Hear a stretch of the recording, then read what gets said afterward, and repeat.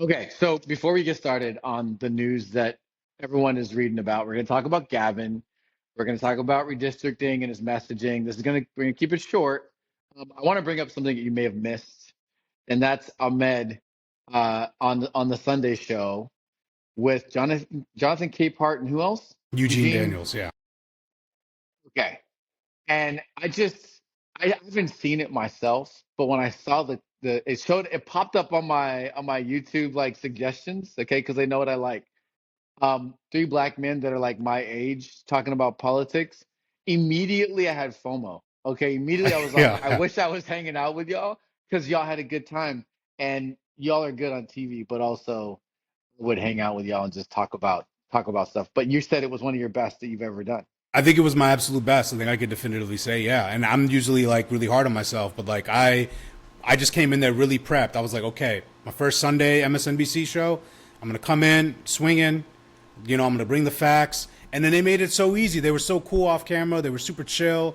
We were just Cool. like talking and laughing before the segment, and then we just went into it and just laid into Donald on the lying about the crime stats, the authoritarian power grab, the reasons why he's doing it, and the targeting of black mayors.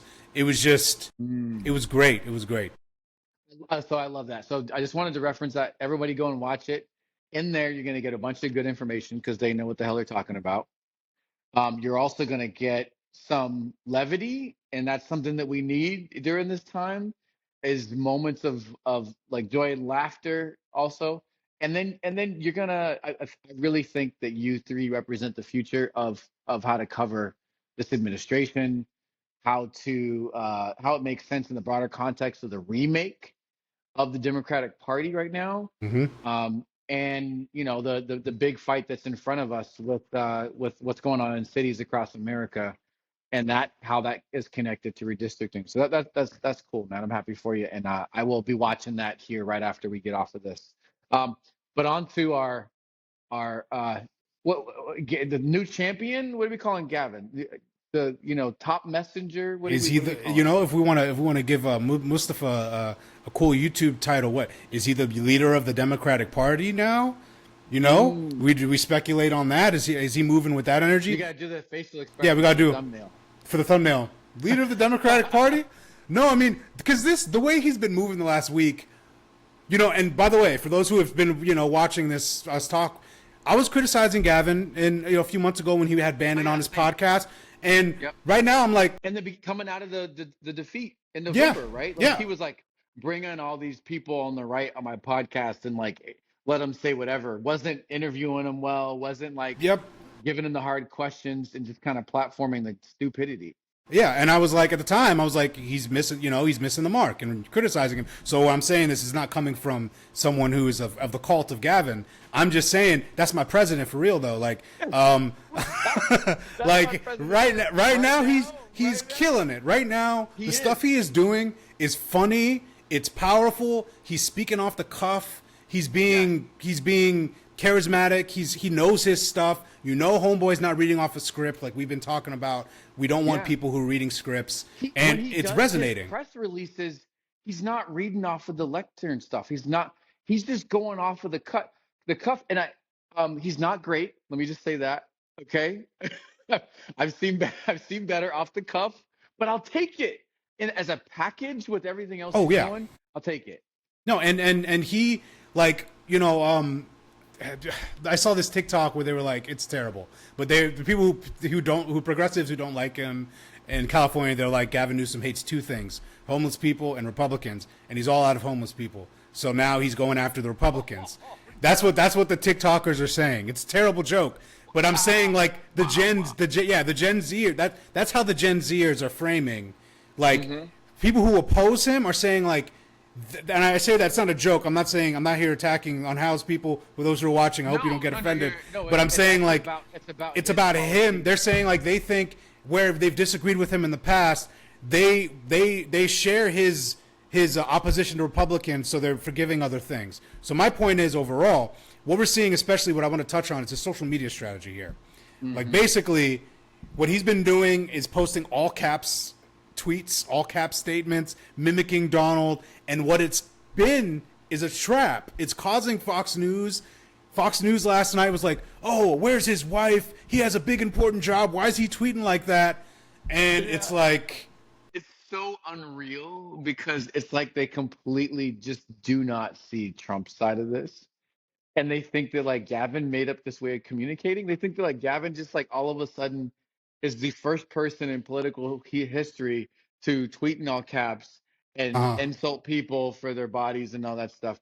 They don't understand he's doing a bit. They really think that he's just, and it's wild to see that. I don't believe them, by the way. Like especially because what you've been saying about like being in the green room with these people, and they're like, hey, I'm just doing it. I don't believe this. So I think they're just like going out there and saying shit that like Donald Trump wants to hear. But also, it's just amazing that they are willing to do that because it's very clear what he's doing. Yeah, it's very clear what he's doing. And honestly, when it comes to this specifically, it's putting a mirror up to their tactics. He's basically saying, look, this is you. I'm mimicking you. And when they condemn him, they're condemning themselves. So it's kind of been masterful to watch him just straight up troll these people. Like he had Tommy Lauren was like, right-wing commentator like quote tweeted him or something. It was like, oh, Gavin's reached a new low. And he responded and was like, you sound woke. Like just hitting them with the same. Yeah, just hitting them with the same. Yeah, just hitting them with the same stuff. Like basically, Republicans have been acting like belligerent, shameless fools, frankly, for 10 years under Donald Trump. Yeah. And Gavin is saying, this is what you guys are doing. And he didn't articulate that was a strategy at first. He just started doing it. But in a press conference, they asked him about it a few days ago. And he was like, I'm just following the lead of Trump. Like, this is what they've been doing. So it's like basically showing Republicans are feeling now what it's like to have to be on the receiving end of that relentless bullying and like memeing and just like nonstop from elected officials. And they don't like it. But they can dish it out, but they don't receive it. I think Gavin is like, okay, so the old rules are gone and the new rules have been set by Trump. And so I'm going to actually play by those rules. And that's like all the Democratic Party now, or like anybody in politics who wants to be relevant, has realized that Trump has moved the ground underneath them. And Gavin is adapted to that better than anybody else. I want to point to this piece about humor, okay?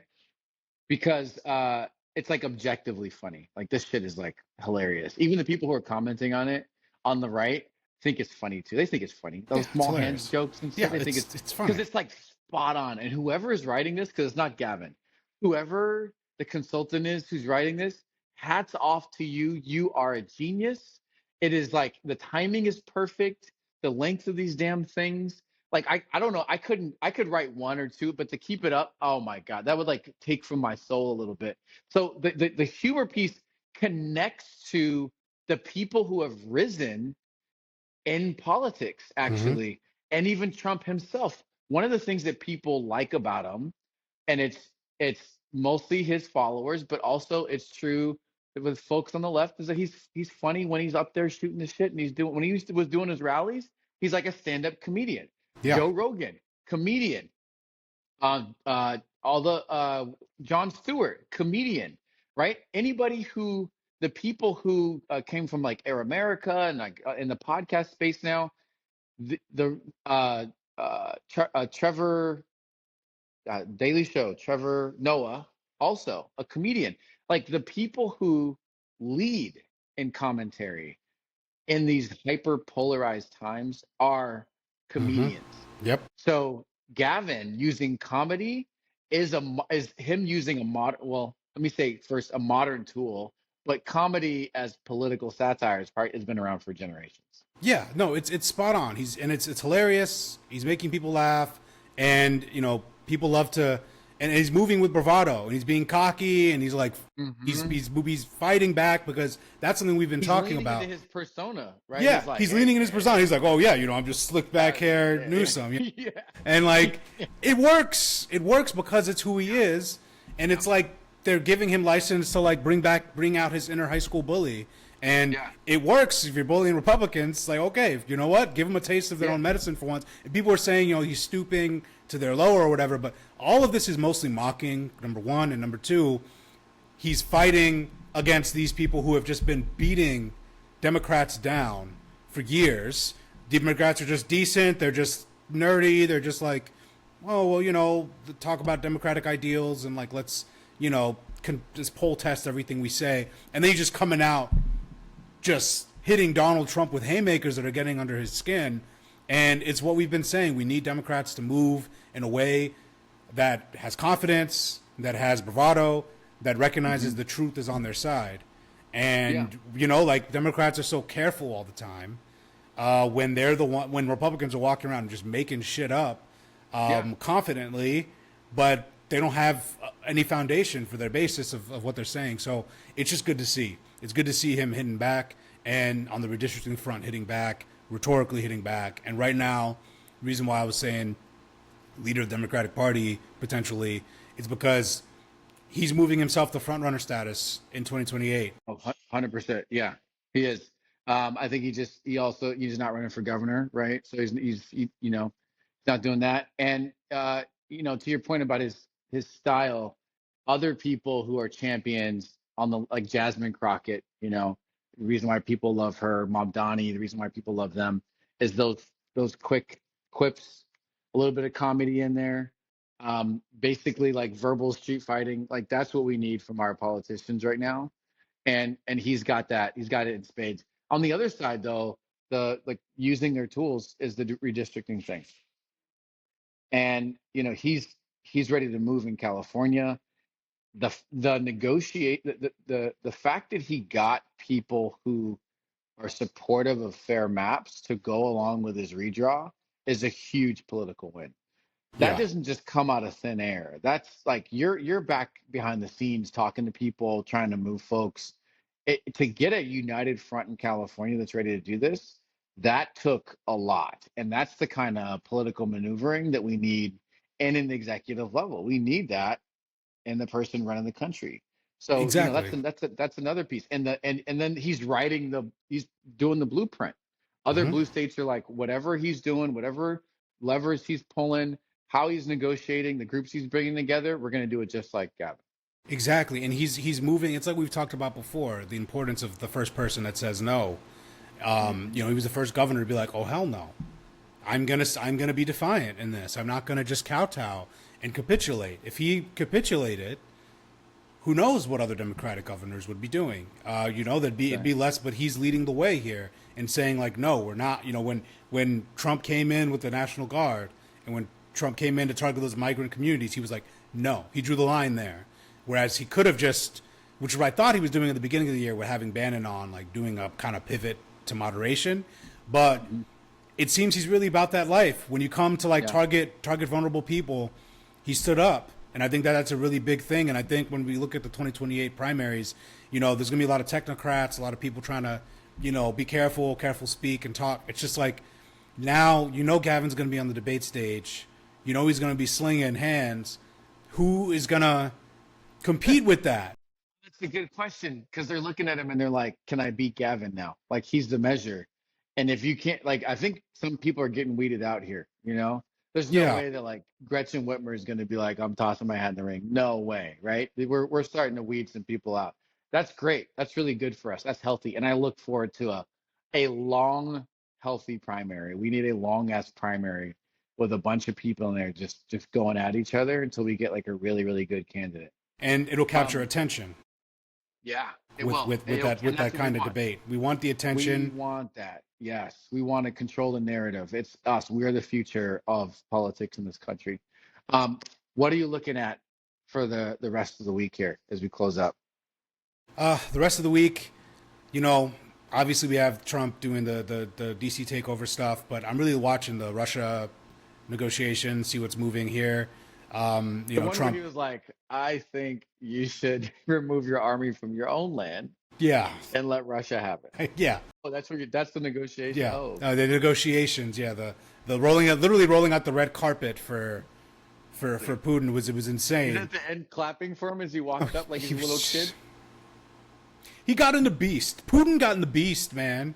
Putin was in Trump's car. I just can't. And then he was smiling in the beast. He's letting him have it. He's laying into him and planting bugs. He's like planting bugs everywhere. Yeah, He's he got of like course. Yeah. You're letting literally a listening former, devices. KGB agent in the Beast. Okay, that's smart. We're But gonna yeah, have to burn that thing after yeah, this yeah. episode. We're gonna have to reconstruct. He might need to get another Beast gifted to him from Qatar that we'll remodel and then build a new one. But I mean, Yeah. it's just like, so watching that stuff, and then obviously now Okay. the Texas maps are going to be moving forward. So that means California stuff's going to move forward, and I want to see what other states are going to Shout push out back. to Rep Collier, is she still locked in the fucking building? Because she She's won't going hard. sign She's, for she's going police hard. Yeah, escort. permission slips. Fucking shout out to her, Yeah, man. shout out Black to her. woman, the single representative who won't sign the mandatory police escort slash police snitch to follow you around to see if you leave the state again. She's Yeah, I wouldn't. amazing Yeah, for that. I wouldn't sign that either. Yeah, you know, Fucking crazy. it's Yeah. insane. So it's like, yeah, all these little acts of defiance draw attention. They do good work. So I'm honestly I'm hopeful overall of where things are headed. I'm not on the all the DC stuff's coming from a place of weakness. I'm not on Yeah. the train of being despondent at the moment. So that's kind of where I'm just watching. Yeah, I think when we pull back on the news for all the like, oh, it's everywhere, it's all this. Remember, all of this started because Epstein would not go away. Okay, DC, Putin meeting, all this other shit started Hmm. because he was losing on Epstein, and Yep. it's still there. It's like it's not like the top thing anymore, but there's an undercurrent. It's still resonant Yeah. with his people. And It's his still there, polls are still guys. terrible. Still His polling is terrible. still horrible. Still the worst ever. Historically, Yeah, just still still the worst ever. historically unpopular. Yeah. So it's like it's just Yeah. funny because Biden, when he was unpopular, polling around here, we get weeks long news cycles dissecting the reasons why he's unpopular, and it's Right. like we just act like Donald isn't almost universally Like it's hated right normal. now. Yeah. He's Yeah. almost as hated as he was after January 6th, like we talked about in the Right. last Right. episode. So Right. it's Right. just he's not in a good place politically. That's right. And another note on that, no authoritarian is ever taken over the country being this disliked. Exactly. Okay. So They don't. by his own side also. Okay. So just keep that in mind, guys. It's not just polling, it's also the reality that he's hurting his own voters in the pocketbook and in other ways. We still got some fight in us, y'all. Okay.